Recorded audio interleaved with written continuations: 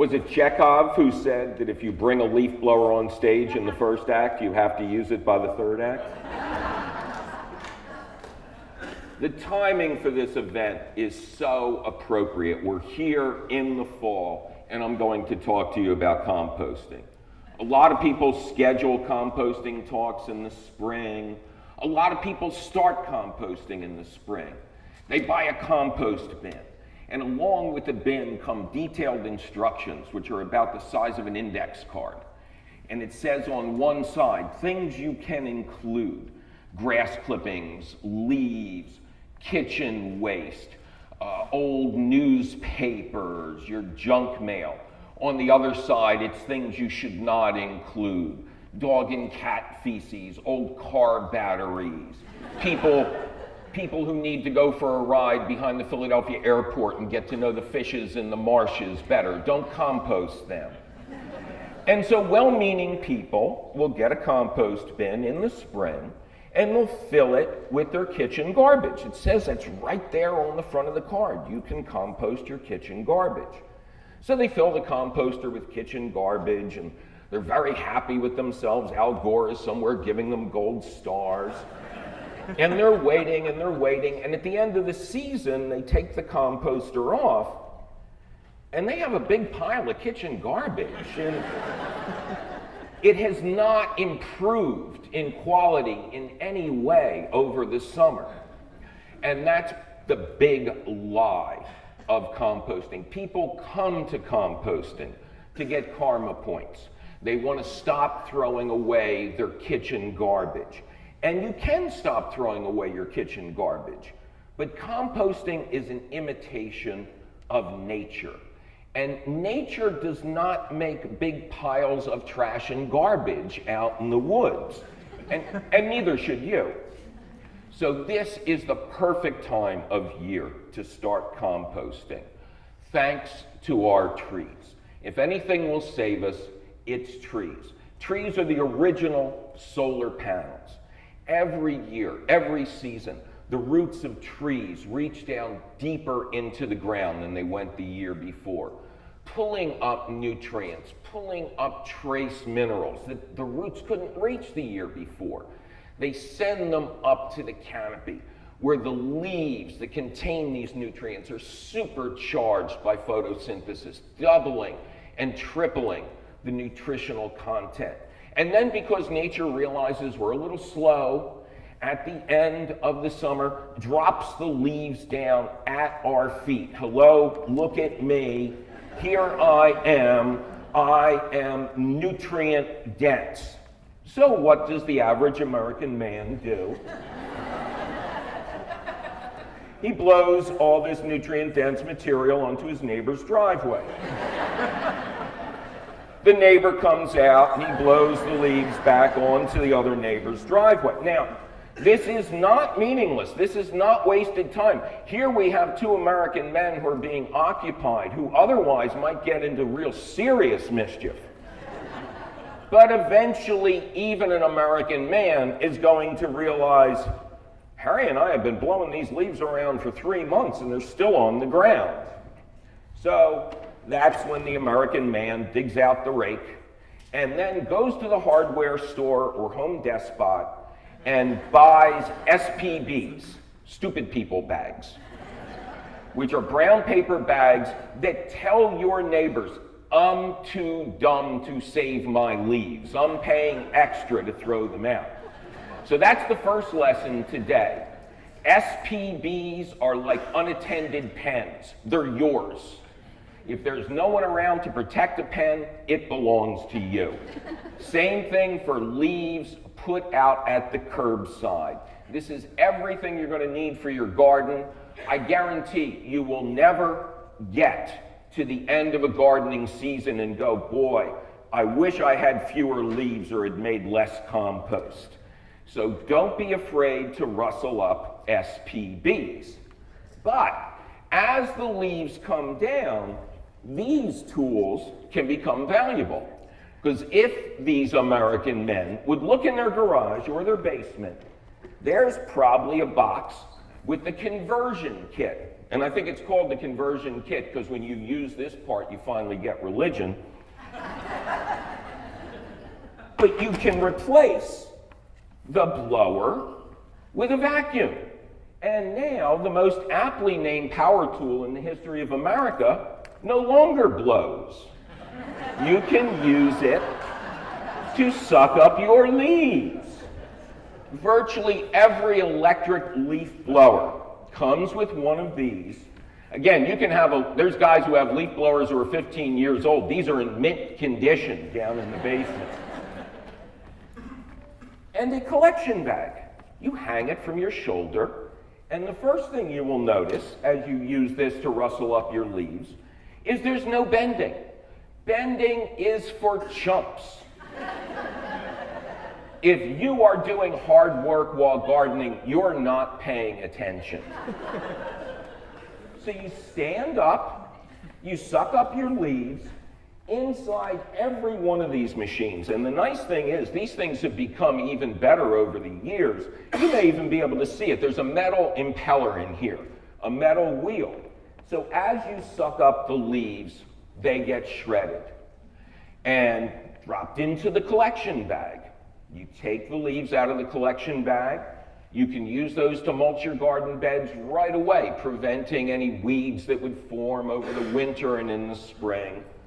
But what you should do with your first run of leaves is make a big pile. And yes, the big question is always, do I have to shred my leaves? And the answer is yes. Whole leaves have a tendency to mat down and do a darn good imitation of a tarp. What people don't realize about trees are not benign. Trees are solar collectors.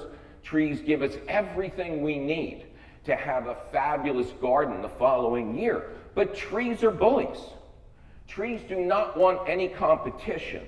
When they drop their leaves, yes, they're preparing themselves for winter. They're sealing off the parts of themselves that would be damaged by cold. But they're also smothering all the little children on the forest floor. They are making sure that they're kings of the block. You have to be a good plant to be able to survive leaf fall. Now, over time, in the woods with wind and deer and winter, those leaves get shredded.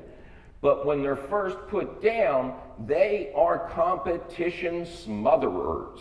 So we want to avoid doing the same thing. So the only thing we have to do with our leaves is shred them. And if all you do is shred up your leaves, put them in a contained bin. It can be as simple as a big wire enclosure. It can be a fancy-dancy composter you buy. It can be a tumbler. It can be your old tomato cages. I've worked out a sequence where by this time of year, first of all, the stink bugs have been violating my tomatoes for the past 2 weeks, so I'm sick of looking at that carnage in my garden. And it's also time to be done with tomatoes. So you take your old tomato cages, get rid of the tomato plants. You can leave them in place, put them something else. Just start filling them with shredded leaves. At the end of the fall, make sure you've shredded up enough leaves to fill up everything like this. Because again, you'll never get to the spring wishing you had done less. Now, it may seem like a scam in the beginning because the leaves will shrink down in size. By the time we get to Christmas, your leaf piles will probably be half their size. By the time we get to spring, they'll be half again smaller, but you still won't see any compost. All you'll see is unshredded leaves, and you'll think I'm a fraud. Well, yes, I am, but not about this specifically. The dirty little secret of composting is it's always done on the bottom. Why? Because that's the least convenient place for us. So just lift off these tomato cages, or just take a rake or a broom if you have a big open pile, and very gingerly remove all the leaves that still look like leaves. Down at the bottom, if it's been a freezing cold winter, if you've done nothing to move this process along, you'll have a beautiful pile of rich black compost. Every agricultural study ever done says that 2 inches of yard waste compost made with this incredible nutrient-dense energy harnessed by trees through their leaves, is all any plant needs to be fed and protected from disease for an entire season. 2 inches of compost. That'll take care of an American lawn, that'll take care of your vegetable garden, that'll take care of your flower garden. I would say you could brew it and make tea out of it, and you can, but I wouldn't drink it. I would use the tea to feed my plants. It is everything your yard and garden needs. Now, in the spring, you'll still have uncomposted leaves. What are you going to do with those? Well, one of the inconveniences of the fall leaf drop is right after the leaves come down for us to harvest, it gets cold. As many of us know all too well, cold slows down biological processes. So you get your least composting action over the winter. If trees were more considerate, they would drop their leaves in the spring. But they don't. But when spring arrives, you take those uncomposted leaves, mix them together into a big pile, they will compost down very quickly thanks to the warm weather. Now, what do you add to your leaves to move things along? I had an epiphany once in Holland. I was over there for an agricultural convention, and Holland will make you realize that Americans know nothing. Because every school child in Holland speaks 16 languages fluently, and we can barely speak English. No, that's true. I got on a tour boat in Holland, and the girl who was doing the tours would speak to everyone in their own language. There was a Japanese couple. She said she could do Japanese, French, German, no problem. People in front of us were Brits, and they said English. And then my friend and I got on the boat, and we said English too. And she goes, "Oh, I'm sorry, aren't you American?" And I go, "Yeah, what's the difference?" And without missing a beat, she goes, "I'll talk faster and slur my words."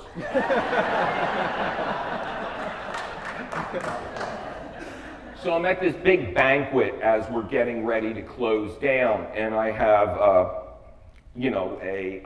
Dutch high school girl who speaks 18 languages, and a French guy over here, and we're trying to converse about compost, and she turns to me and goes, "He wants to know why you don't like your leaves."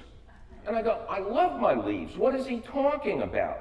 And she goes, "He says you mix garbage in with them." Turns out that the entire French bedding plant industry, their entire system of horticulture, is based on what they call leaf mold alone. They collect and shred every leaf they can find. Just let it sit out. Don't add anything to it. And that's what they use to produce their bedding plants in the spring. So if you're confused about what to add to your shredded fall leaves, don't add anything. If leaves alone did not compost, the earth would be covered 500 feet deep in unshredded leaves. Everything rots, as those of us of an advancing age know all too well. They will rot. Shredding them is the only, quote, unnatural thing you have to do to move the process along. Don't add your kitchen garbage. I realize that is an unpopular statement, but your kitchen garbage is cold, meaning it has no nitrogen. The real dirty little secret of compost is if you mix up kitchen waste and fall leaves, it's only the fall leaves that become the finished compost.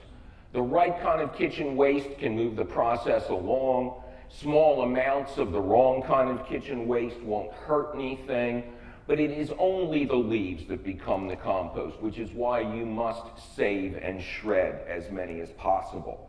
There is one exception, one thing in your kitchen that is, like myself, full of nitrogen, that is really hot, that will move the composting process along.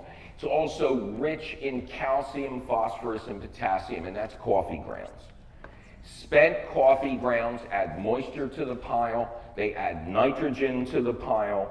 Were you to take the standard Lehigh bin developed by J.I. Rodale at the Lehigh University in 1942, which is a 4-foot cube 4 foot by 4 foot by 4 foot.